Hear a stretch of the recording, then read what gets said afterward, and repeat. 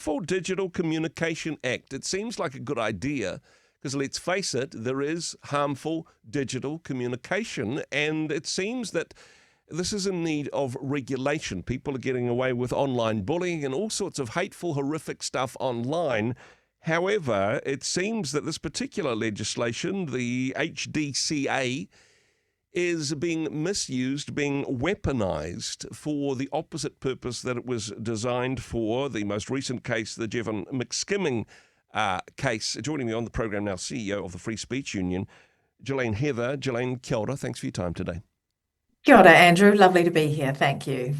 Can you work through the sort of details of this one? What happened in this particular case? We have seen this before in a different case to do with people speaking out against the Chinese authorities. But what happened in this particular case, Jillaine? Certainly, this particular case is so egregious and definitely looks at the weaponization of this law.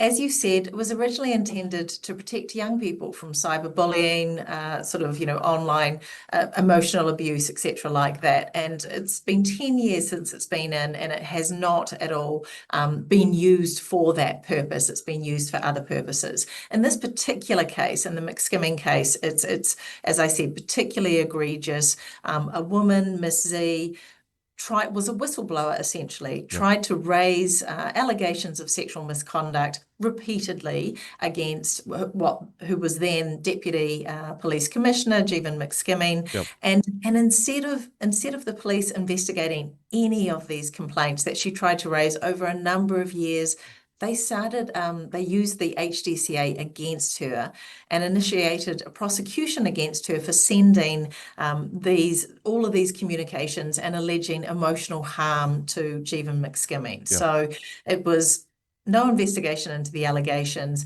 and then a prosecution to shut her down, essentially silencing her, and that is jail time is a potential outcome of that case. So it was, and not only that, suppression was also used. So you didn't even know who the complainant was. You didn't even know that she was even referencing the Deputy Police Commissioner. So it is the worst example of everything that we feared about for the HDCA. There's lots of ugly things to do with the Jevon McSkimming case. But is this the case of, well, it's a good piece of legislation, it's been misused in a few circumstances, but from what you were saying beforehand, it hasn't been used in a correct way so far. 10 years old, and there's not a lot of case law to say this is how this legislation has stopped young people being bullied online, for example.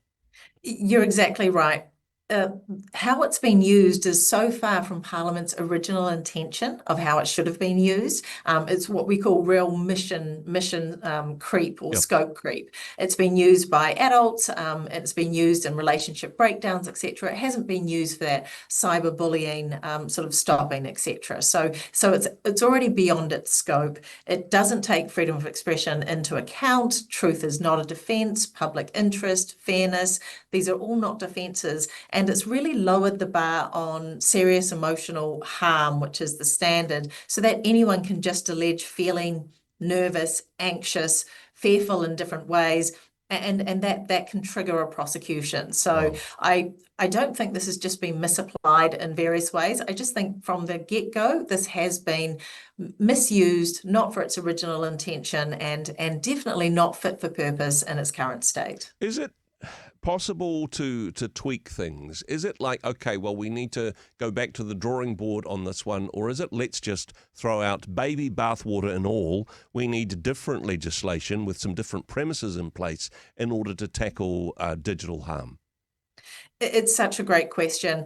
When the details of how it was used in the Jevon McSkimming case first came out, we were just aghast at the Free Speech Union in terms of how it's been used, and we were literally calling for get rid of it. It's not been used right. It's actually been weaponized, and it's silencing, silencing freedom of speech, silencing the victim's ability to put these allegations in place.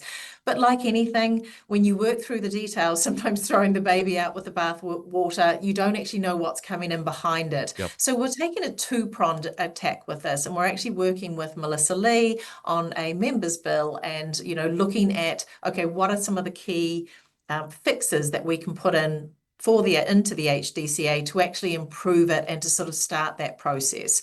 And so, what we don't want is nothing to be done. Yep. It either does need to be scrapped and done from the start again, or we really need to address some of those fixes immediately.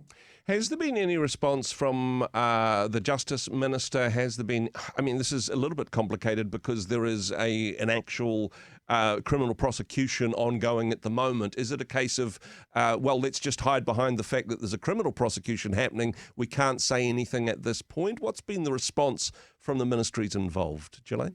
The response has been silence at the moment, and as you can imagine, sort of alluding to the fact that there are ongoing investigations and sort of it's difficult to step in. So we absolutely got indication earlier this year that they understood that the HDCA wasn't working as intended, and so they were very open to hearing, we're completing a 10-year review, etc. They're very open to hearing some of those recommendations that we've got, but it moves beyond open to hearing about suggestions to improve it. When you get cases like this, it's like something needs to be done soon.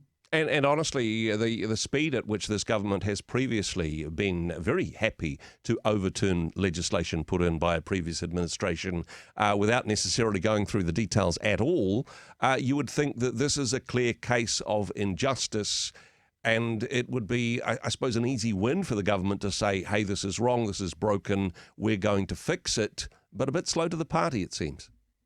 Absolutely. And look, I understand we're coming into Christmas and, it probably is a packed legislative calendar, but still knowing that something is so broken like this, at least even saying, look, this needs to be suspended. We need to do a rework of it. This is going to be a priority for us while we do our other online work. Yep. Anything like that would be a proactive response, you would imagine, right? Yeah. Hey, appreciate the work that you guys do, shining a light on this, and hey, we'll see what happens, whether or not the private members bill with Melissa Lee or whatever response from the government to this, certainly something that needs some action. Appreciate the work you do. Thanks for joining us. Thanks, Andrew. Have a good day. Hey, thanks very much for joining us in the Rhema studio. Thanks very much for watching the interview. It's kind of nice to have an audience, actually. And if you did like what you watched, then do give us a like, do give us the thumbs up. And if you'd like to see more interviews like that one, or perhaps even better, subscribe and those interviews will come straight to you. Don't forget to turn on your notifications, and we'll see you in the next one. Cheers.